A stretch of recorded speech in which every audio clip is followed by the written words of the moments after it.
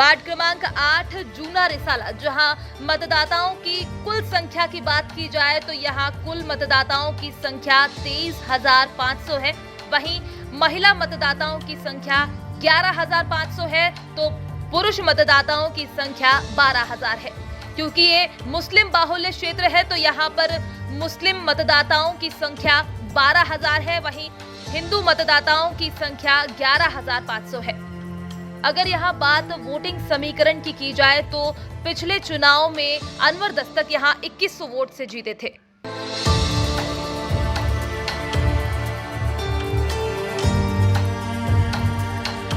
नमस्कार, मैं प्रियंका पांडे और निगम चुनावों की सरगर्मी के बीच लगातार जारी है वार्ड के प्रत्याशियों, जनप्रतिनिधियों और वर्तमान के जो पार्षद रहे उनसे लगातार चर्चाओं की श्रृंखला जारी है।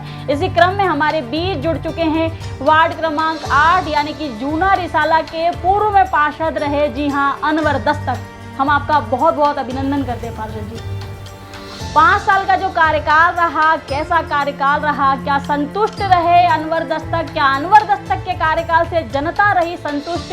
क्या कुछ मिला वार्ड क्रमांक 8 की जनता को? कैसा रहा चुनौतीपूर्ण कोविड काल के दौरान का कार्यकाल?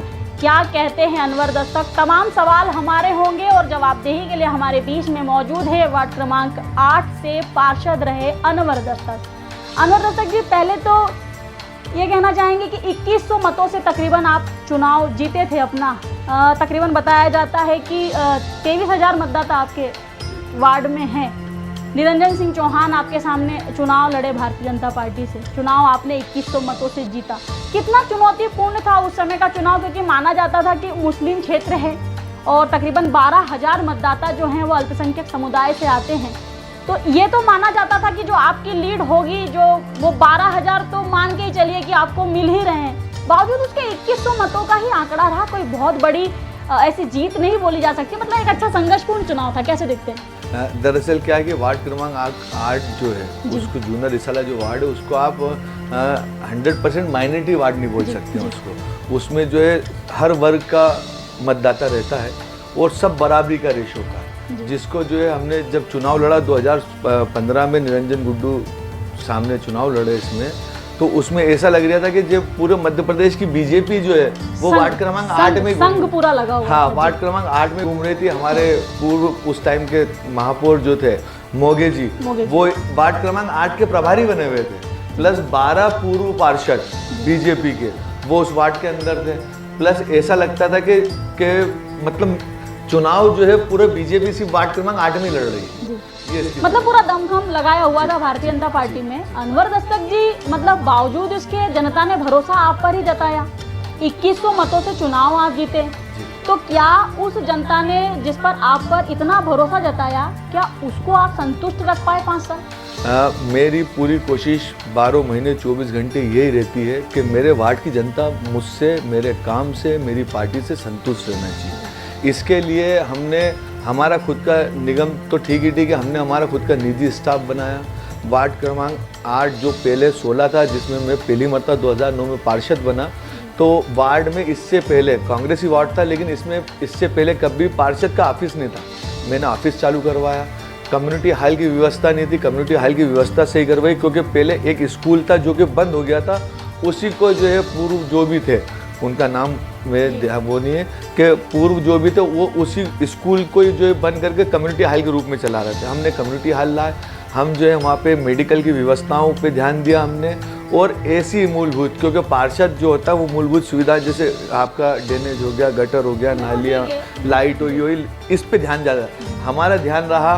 वहाँ पे नौकरियों पे, एजुकेशन को लेके, बच्चों की एजुकेशन को लेके, और ऐसी चीज़ों को लेके जिससे आदमी भी डेवलप हो, एरिया डेवलप तो हो जिससे आदमी भी डेवलप हो। तो 2009 से 15 उस पर काम करा, जिसका परिणाम हमें 2015 में एक ऐसे अच्छे चुनाव, इतना भारी चुनाव होने के बाद भी हमें जीत के रूप में जनता ने लौटाया। बचा वो 5 साल हमने उसी को पूरा करने में आगे चलाया। आपने कहा कि सड़क, ड्रेनेज, बिजली, पानी, लाइट, इस पे सभी काम करते हैं। आपने एजुकेशन पे काम किया, आपने जॉब पे काम किया, रोजगार पे काम किया, परंतु दस्तक जी, ये जो मूल सुविधाएं होती हैं वही मुहैया करवाने में आप नाकामयाब रहे। ऐसा नहीं है कि हम आपके ऊपर आरोप लगा रहे हैं। जिस दौरान हमने 3 दिवसीय, 1 दिवसीय भी नहीं, 3 दिन हमने लगातार आपके वार्ड में सर्वे किया और ऐसी कोई गली, ऐसा कोई चौराहा हमने नहीं छोड़ा। प्रत्येक चौराहों पर हम लोगों से मुखातिब होते रहे, सिलसिलेवार हम आपकी प्रत्येक गलियों में सर्वे करने के लिए पहुंचे, जहां हमने देखा कि गंदगी का अंबार था। लग ही नहीं रहा था कि ये वही इंदौर है जिसे स्वच्छता में सिरमौर माना जाता है, जो इंदौर स्वच्छता में नंबर 1 है राष्ट्र पटल पर।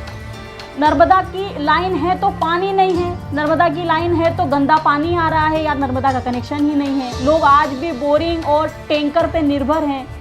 इस प्रकार की व्यवस्थाएं, अव्यवस्थाएं बोला जा सकता है।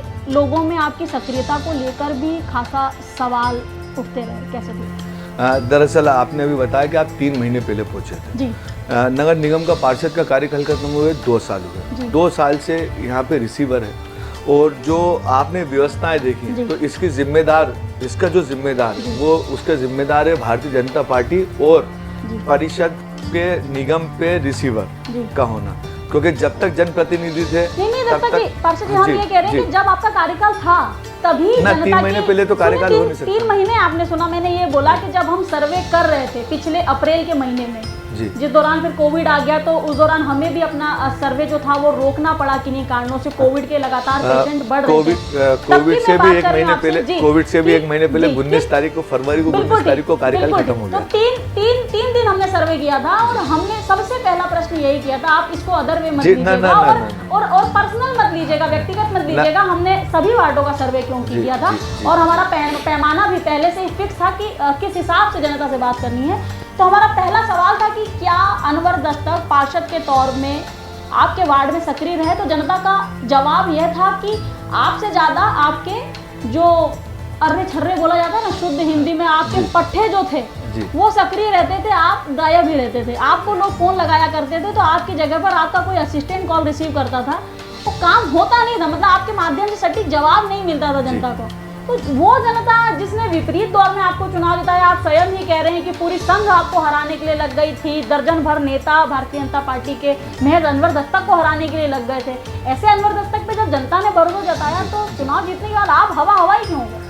अब इस पे पहले तो मैं वो अर्रे छर्रे वाला वर्ड क्लियर कर देता हूँ कि अर्रा छर्रा तो मेरा वार्ड में तो ठीक ही ठीक है, मेरी पूरी 12 साल की राजनीति में कोई है नहीं। सभी जो भी मेरे से जुड़ता है वो मेरा भाई होता है, पहली चीज़। दूसरी चीज़ ये कि वार्ड की जनता जो है वो मेरा परिवार। तीसरी चीज़ इसमें अगर बात करेंगे, फ़ोन लगाया तो कभी क्या होता है कि जैसे नमाज का वक्त है तो हो सकता है इसलिए फ़ोन बंद हुआ होगा या कोई ऐसा कारण रहा होगा कि जिसकी वजह से फ़ोन बंद हुआ होगा। अन्यथा मेरा फ़ोन 24 घंटे चालू रहता है, मेरा फ़ोन कभी बंद नहीं होता और अगर मिस कॉल हो जाता तो हो सकता है कि आधी घंटा 1 घंटा, लेकिन दिन भर में मैं उस नंबर पे फ़ोन लगाऊंगा, ये फाइनल रहता है। तीसरी चीज़, मैं माफ़ी चाहता हूँ, मैं आपकी बात सुनता हूँ, मैं उम्मीद करता हूँ कि आप भी मेरी बात सुनेंगे। रही बात जिनके पास आप गए, तो मुझे तो नहीं मालूम आप किनके पास गए, आप बेहतर बता सकते हैं क्योंकि आप वार्ड की हर गली में गए। उसके लिए आप अगर मुझे बोलते और मैं भी वहाँ होता तो आपका बढ़िया में का मैं स्वागत भी करवाता, आपके लिए चाय नाश्ते की व्यवस्था भी करवाता। दूसरी चीज़ इसमें यह है कि जिसने भी आपको ये बोला तो हो सकता है वो शायद वार्ड क्रमांक 8 में नहीं रहता हो, और अगर रहता भी है तो उसके पास में पूरी पर्याप्त जानकारी नहीं है, क्योंकि इंग्लिश की एक कहावत है जो मेरे वालिद साहब हमेशा कहते हैं कि little knowledge is very danger knowledge. तो हो सकता है कि किसी कम ज्ञान वाले से आपकी वहाँ मुलाकात हो गई होगी। सुनिए ना, एक कम ज्ञान वाला होगा, 2 कम ज्ञान वाले होंगे, दर्जन भर लोग कभी कम ज्ञान वाले नहीं होते। हाँ, तो और सुनिए ना, निगम की जो बेसिक सुख सुविधाएं होती हैं जब हम वो मुहैया नहीं करवा पाते तो जनता में एक रोष जो है वो नेचुरल हो जाता है, प्राकृतिक रूप से आता है। और ऐसा नहीं है कि केवल जो माइनॉरिटी के जो एरियाज थे खाली वहीं पर, हिंदू बहुल जो क्षेत्र थे वहाँ पर भी आपको लेकर के लोगों में संशय लगातार बरकरार था। जहाँ अल्पसंख्यक समुदाय के लोग रह रहे थे वहाँ लोग पीने के पानी को लेकर के मुख्य तौर पर मुझे याद आता है कि पीने के पानी और जो ये जल भराव होता है बारिश के दिनों में, उसे लेकर के बहुत ज़्यादा परेशान थे। आपके व्यक्तित्व से किसी को कोई दिक्कत नहीं थी कि आपका व्यक्तित्व अच्छा नहीं है। लोगों का ये कहना था कि पार्षद को हमने जिन उम्मीदों के साथ चुना था वो उम्मीदें कहीं ना कहीं हमारी पूरी नहीं हुई। उसका जवाब मैं यही दूंगा कि दरअसल क्या हुआ, जल भराव की अगर बात करें तो वार्ड क्रमांक 8 जो है ना उसके 3 बॉर्डर 4 तरफ की होती है, 3 बॉर्डर पे उसके नाला वार्ड क्रमांक 8 में, जो कि पुरानी इंदौर के अंदर है। उसमें दूसरी चीज़ बात ये करें कि जिसके लिए हम 2 करोड़ 10 लाख रुपए की हमने 7 पुलियाएँ सेंक्शन करी। तत्कालीन महापौर मालिनी गौड़ जी की आखिरी परिषद की आखिरी MIC के अंदर उस पुलियाओं के पूरे की पूरी फाइल उड़ा दी गई।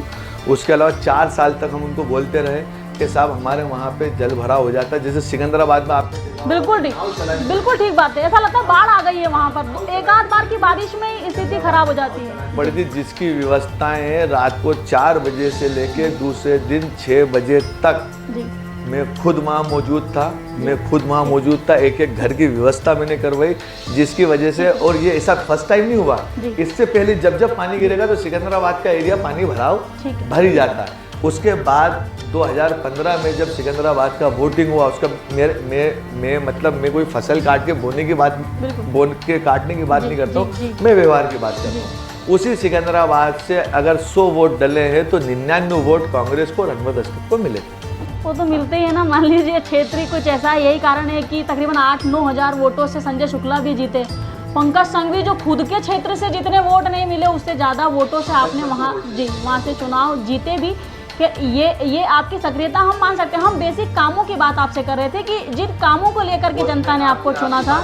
जी तो आपकी बात काट रहा हूँ, जब मैं 2015 में लड़ा तो जो आप कह रहे हो ना कि वो वार्ड ही ऐसा बेसिक होता, तो ऐसा नहीं होता। आपको वहाँ पे मेहनत करनी पड़ती है और काम बोलता है। इससे पहले के मेरे 30 पोलिंग है, इसके अंदर 30 में से जो 14 पोलिंग है जो मेरे वार्ड क्रमांक 8 में जुड़े, वहाँ पे स्थिति ये थी कि कांग्रेस में जब सत्यनारायण पटेल लोकसभा लड़े थे ना, तो उनको वहाँ से 55 वोट, बिल्कुल ऑन रिकॉर्ड के रहा हूँ मैं, 55 वोट मिले थे उनको पर पोलिंग से। 55 वोट, 60 वोट, 70 वोट ऐसे मिले थे। और जब मैं वहाँ से पार्षद लड़ा और मेरे पार्षद लड़ने के बाद में विधानसभा भी हुई और लोकसभा भी हुई, वहाँ से जो है 80% वोटों से अबव हुए। ठीक है। तो ये कोई जादू के इशारा तो था नहीं था। और ना मोदी जी से किसी की जो मेयरशिप रही, जब वो महापौर रही या भारतीय जनता पार्टी की चूंकि परिषद रही, तो इसलिए भी आप बोल रहे हैं कि काम वहाँ सर्वाइव करता है। काम हमने करा, लेकिन उन्होंने हमें करने नहीं दिया। उसके बाद भी हमने 14 करोड़ रुपए काम सेंक्शन करा, जिससे लगभग हम कई काम इसमें करने में सक्सेस भी हुए। दस्तक साहब, ऐसा क्यों होता है कि आपके वार्ड की जो फाइल, आप जैसा बोल रहे हैं, आप ही के अकॉर्डिंग मैं बात कर रही हूँ। जी। आपने कहा कि फाइलें रोक दी जाती हैं, काम रोक दिए जाते हैं, मालिनी गौड़ से आपको सपोर्ट नहीं मिला भारतीय जनता पार्टी की क्योंकि परिषद। इसके ठीक विपरीत अगर आजाद नगर की तरफ हम ध्यान देते हैं, फौजिया शेख अलीम की अगर बात की जाती है, तो फौजिया शेख अलीम के क्षेत्र में वो डेवलपमेंट हुआ है जो अन्य 84 वार्डों में नहीं हुआ है। उनके वार्ड में वो तमाम सुख सुविधाएं मुहैया करवा दी जाती है जो भाजपा के वार्डों में भी नहीं है। उनके कोई काम भी नहीं रोके जाते हैं। तो ऐसा क्या मंत्र जो है कान में फूका फौजिया शेख ने कि मेयर मालिनी गौड़ ने आजाद नगर को एकदम फ्री हैंड कर दिया। अब अगर इसकी अपन बात करें तो आजाद नगर में डेवलपमेंट की अगर बात करें तो विगत 25 वर्षों से वहाँ पे अलीम भाई पार्षद रहे हैं, भाभी पार्षद है ना, वो हाँ, क्योंकि 25 साल एक नई जनरेशन, एक पीढ़ी बोल सकते हैं, पीढ़ी से उन्हीं के घर का पार्षद आप ये। और रही बात काम करने को लेके, तो अलीम भाई की पुरानी फाइलें भी काफ़ी इसमें थी और अलीम भाई ने काफ़ी मजबूती के साथ काम रखा और हमने भी काफ़ी मजबूती के साथ उनके साथ मिलके पूरे 5 साल आपने देखा होगा परिषद में कि आवाज़ उठाने वाले हम ही लोग रहे, विरोध करने वाले हम ही लोग रहे। तो जो है हम 14 तक पहुंचे थे, अलीम भाई सीनियर हैं, वो 100 तक पहुंच गए और आपकी दुआएं रहेंगी, इंशाल्लाह जनता का साथ रहेगा तो हम भी अगली बार 100 तक पहुंचे। अच्छा, आपने कभी फौजिया शेख जी से इस बात की शिकायत नहीं की? नेता प्रतिपक्ष थी, विपक्ष की नेता थी, हमेशा आवाज बुलंद करती थी, अच्छा लगता था कि वो केवल अपने वार्ड की या कांग्रेस वार्डों की बात नहीं करती थी। सबसे अच्छी बात थी कि वो समूचे पूरे इंदौर की बात करती थी, इंदौर विकास की बात करती थी, पूरे 85 वार्डों की बात करती थी फौजिया शेख अली। पूरे 5 साल उन्होंने बड़ी दमदारी से अपना जो है पद का दायित्व निभाया, बिना किसी दाग के, बिना किसी विवाद के। तो आप उनसे नहीं सलाह मशवरा करते थे? आपकी तो मान लीजिए रिलेशन में भी हैं, भाभी भी लगती हैं, तो आप नहीं कहते थे कि भाभी हमारे काम रुक जा रहे हैं, आप मेयर से क्यों नहीं बात करती हैं? मनीष सिंह की वो बेहद नज़दीकी रिश्ते रहे शेख अलीम के और मनीष सिंह जी के। उस समय मनीष सिंह जी नगर निगम के कमिश्नर भी थे। जी, इस बात के लिए हमने माननीय तत्कालीन कमिश्नर मनीष सिंह जी से भी करीब 50 मीटिंगें करी। उन्होंने भी काफ़ी हमारे काम को आगे बढ़वाया, उससे कोई इनकार नहीं। अब रही बात अलीम भाई भाभी के कार्यकाल का, वो जो आपने वर्ड बोला विरोध या क्या बोला, मैं सुन नहीं पाया उसको। हमने बोला कि फौजिया शेख जी से आपने क्यों नहीं चर्चा की कि हमारे काम हो नहीं पाते हैं? ये चर्चाएं होके लड़ के मनीष सिंह जी से अपने क्षेत्र के काम करा। बिल्कुल नहीं, उनके क्षेत्र के साथ साथ उन्होंने पूरे 17-16 वार्ड जो कांग्रेस के वार्ड थे, हाँ, उनके लिए भी करा। इवन बीजेपी के वार्डों के लिए भी काम करवा के दिया उन्होंने। कई वार्ड ऐसे हैं, मैं कैमरे पे नाम नहीं बोल सकता क्योंकि उन बेचारों के टिकट पे दिक्कत आ जाएगी, तो इसलिए उनका नाम नहीं बोल सकता मैं, लेकिन कई बीजेपी के ऐसे वार्ड भी रहे हैं कि जिनके काम जो है कांग्रेस पार्षद दल ने और भाभी के नेतृत्व में हमने करा के दिए, भाभी ने करा के दिए। कई ऐसे पार्षद रहे। तो हमारा वार्ड क्यों रहेगा? हमारा वार्ड 14 तक पहुंचा ना, इसलिए अगले कार्यकाल में इंशाल्लाह आपकी दुआएं रहेंगी तो हम बिल्कुल 100 तक टच करेंगे। अच्छा, आप कैसे देखते हैं अनवर दस्तक जी, वार्ड का जो नया आरक्षण जो हुआ है उसके बिहाफ पे देखा जाए तो सामान्य वर्ग महिला के लिए आरक्षित हुई है, आपकी वर्तमान की जो सीट है, तो क्या रुझान रखते हैं? अपनी धर्मपत्नी को चुनावी अखाड़े में उतारेंगे या स्वयं के लिए कोई अलग रास्ता, नई सीट, नई विधानसभा का? इसके लिए मैंने पार्टी में शीर्ष नेतृत्व से भी बात करी है, प्रदेश में भोपाल में भी बात करी है, और हमारे शहर अध्यक्ष और हमारे महापौर कैंडिडेट और हमारे विधानसभा 1 के विधायक संजय शुक्ला जी से भी बात हुई है मेरी। और इसमें मेरा कहना पड़ता है कि अगर सामान्य पुरुष में मेरे वार्ड से लगे हुए या किसी भी कहीं पे भी जगह होती है और पार्टी आदेश करती है, बिल्कुल ठीक, अगर पार्टी आदेश करती है तो मैं लड़ूंगा। अन्यथा या तो अब जैसे आप बात करेंगे कि ये तो जो है वो परिवारवाद हो गया कि आप नहीं तो आपकी बीवी, आपकी बीवी नहीं तो आपकी बेटी, तो मैं परिवार है, आप में दक्षता है, आप में सामर्थ्य है, आप सक्षम हैं, आप संघर्षशील। मैं आपके माध्यम से बता दूं कि 2011 में विधानसभा 1 में यूथ कांग्रेस की इलेक्टेड जनरल सेक्रेटरी है मेरी मिसेस। 2011 में चुनाव लड़ चुकी वो पहले, उसके बाद में जो है परिवारवाद की बात नहीं कर रहे हैं, और मैंने हम तो जो हमारे विश्वसनीय सूत्र हैं उसके मुताबिक हम जो जानकारी रखते हैं वो ये कहती है कि आप जो हैं वार्ड क्रमांक 58 जहां वर्तमान में अनवर कादरी की धर्मपत्नी वहां से पार्षद है, चूंकि वो सामान्य पुरुष हो चुका है और आपके लिए तो चारों द्वार जो हैं सभी द्वार खुले हुए हैं, कोई रोक टोक नहीं है और आप पार्टी के जिताऊ कैंडिडेट हैं। मुट्ठी भर तो चुनाव जीतते हैं कांग्रेस, और अगर वो कैंडिडेट भी, सुनिए ना, वो कैंडिडेट भी अगर घर बिठा दिए जाते हैं तो ये तो मुझे नहीं लगता कि अपने आप में कोई समझदारी होगी। और संजय शुक्ला भी नहीं चाहेंगे कि आप जैसे नेतृत्व को, दक्षता वाले व्यक्ति को घर बिठाया जाए। तो ऐसा कुछ बनती है रणनीति की सामान्य पुरुष, क्योंकि वार्ड क्रमांक 58 है तो आप वार्ड 58 से लड़ लें, जुनेखा अनवर कादरी जो है वो आपके वार्ड से चुनाव लड़ लें। इसका निर्णय पार्टी करेगी और पार्टी जो आदेश करेगी। नहीं, आपके जहन में है ऐसा कुछ है, आपने कुछ ऐसा प्लान कर रखा है कि दूसरे वार्ड में? जी ठीक, और कार्यकर्ता को हमेशा ये आदेश होता है कि भले रात की 2 बज रही हो, वो कार्यकर्ता वो मजबूती के साथ में मैदान में खड़े। चलिए, हमें खुशी हो रही है कि जिस प्रकार भारतीय जनता पार्टी का प्रत्येक जो नेता होता है वो स्वयं को कार्यकर्ता मानता है और संगठन के निर्णय को शिरोधार्य मानता है, कि चलो अच्छा है कि उसी सुर में सुर मिलाते हुए अब कांग्रेस के नेता भी स्वयं को कार्यकर्ता मानते हैं। अच्छा, अनवर दस्तक जी कैसे देखते हैं, सामान्य महिला चूंकि सीट हुई आपकी, तो सरवर खान भी चुनाव लड़ना चाहती हैं आपके क्षेत्र से लगातार? जी सरवर खान कांग्रेस में है क्या?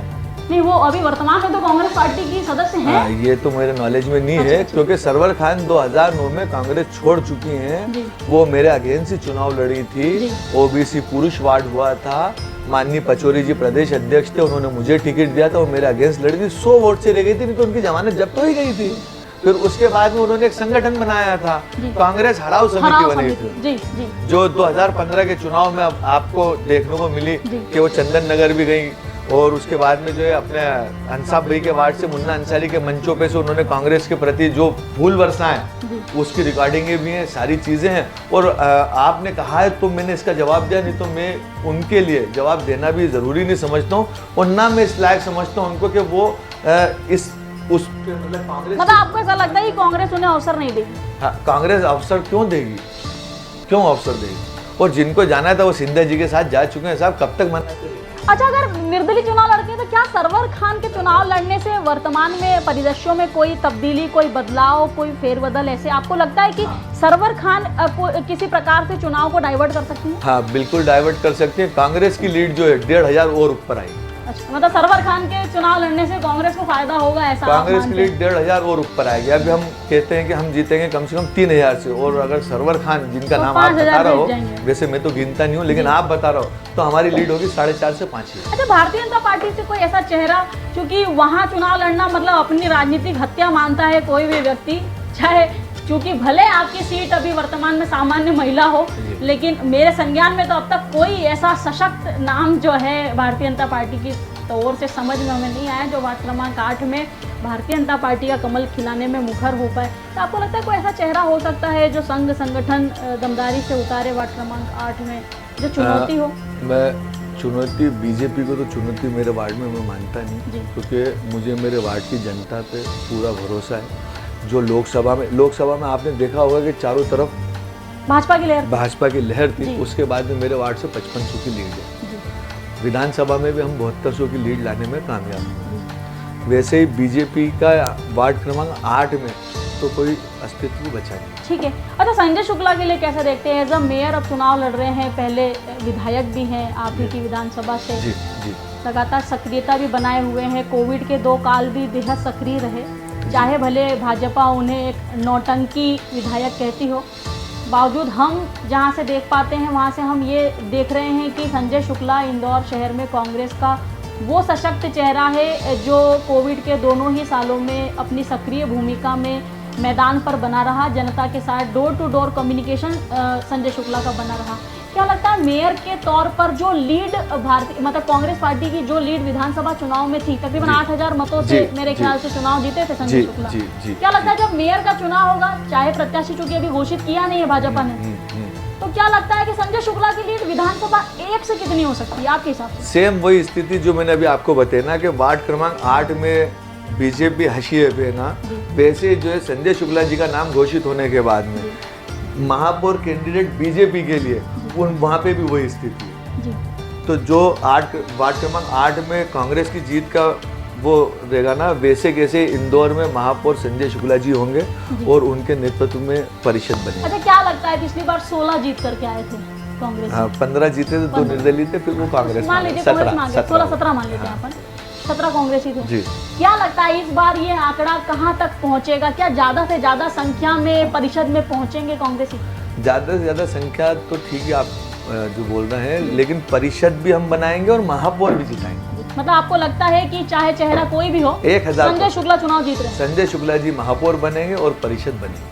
चलिए ठीक है, ये थी अनवर दस्तक जी से हमारी विशेष चर्चा वार्ड क्रमांक 8 को लेकर के। क्या संजय शुक्ला चुनावी अखाड़े में 2-2 हाथ करने में मुखर हो पाते हैं भारतीय जनता पार्टी से? क्या अनवर दस्तक किसी अन्य विधानसभा में एंट्री लेते हुए किसी अन्य वार्ड में अपना परचम लहराने में होते हैं कामयाब? कौन होगा वार्ड क्रमांक 8 से अगला पार्षद? क्या कहती है इंदौर की सियासी हवा? जानने के लिए लगातार बने रहिए मेरे यानी प्रियंका पांडे के साथ और देखते रहिए रेड 9 टीवी।